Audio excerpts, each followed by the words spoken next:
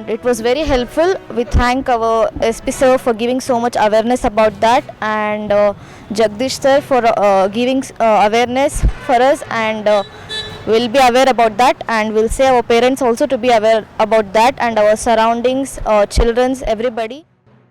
And we learned many lot of things like identifying the cybers, what are the problems we are facing today, and it was very helpful to us.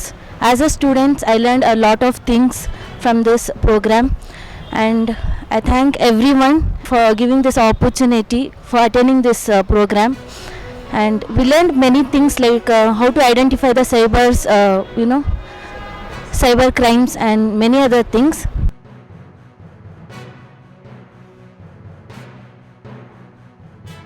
ಅನ್ನೋದು ತುಂಬ common ಆಗಿ ಆಗ್ತಾ ಇರೋವಂಥ ಒಂದು crime. Investment fraud ಆಗಿರ್ಬೋದು, ಅದೇ ರೀತಿ ಈ APK ಫೈಲ್ಸನ್ನು ಕಳಿಸಿ ಅದರಿಂದ ಫೋನ್ನ ಹ್ಯಾಕ್ ಮಾಡಿ ದುಡ್ಡನ್ನು ಕಳ್ತನ ಮಾಡುವಂಥದ್ದು. ಅದಕ್ಕೆ ಈ ಎಲ್ಲ ರೀತಿಯ ಸ್ಕ್ಯಾಮ್ಗಳ ಬಗ್ಗೆ ಸ್ಟೂಡೆಂಟ್ಸೇ ತುಂಬ ವಿಕ್ಟಿಮ್ ಆಗ್ತಾ ಇದ್ದಾರೆ. ಮತ್ತು ಪ್ರೌಢಶಾಲೆಯ ಅತಿಥಿ ಶಿಕ್ಷಕರು ಸಾವಿರಾರು ಸಂಖ್ಯೆಯಲ್ಲಿ ಇವತ್ತು ಬಂದಿದ್ದಾರೆ. ಅವರು ಅನೇಕ ಬೇಡಿಕೆಗಳನ್ನು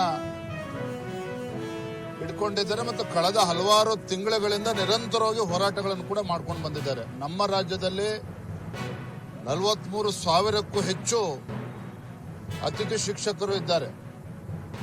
ಆದರೆ ಅವರಿಗೆ ಯಾವುದೇ ರೀತಿಯ ಒಂದು ಭದ್ರತೆ ಇಲ್ಲ.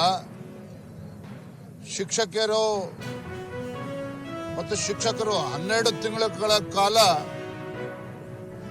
ತಮ್ಮ ಸೇವೆಯನ್ನು ಮಾಡಿದ್ರು ಸಹ, ಪಾಠವನ್ನು ಹೇಳಿಕೊಟ್ರು ಸಹ, ಕಳೆದ 6 ತಿಂಗಳಿಂದ 8 ತಿಂಗಳಿಂದ ಇವರಿಗೆ ಸಂಬಳಗಳನ್ನು ಕೂಡ, ಗೌರವಧನವನ್ನು ಕೂಡ ನೀಡೋದಕ್ಕೆ ಆಗಿಲ್ಲ ರಾಜ್ಯ ಸರ್ಕಾರ. 10,000 ಏನು ಕೊಡ್ತಾ ಇದ್ರು ಅದನ್ನು ಕೂಡ ಕೊಡೋದಕ್ಕೆ ಸಾಧ್ಯ ಆಗಿಲ್ಲ ಹಾಗಾಗಿ ಇವತ್ತು ಅವರ ಆಗ್ರಹ ಇದೆ, ಒತ್ತಾಯ ಇದೆ ರಾಜ್ಯ ಸರ್ಕಾರಕ್ಕೆ.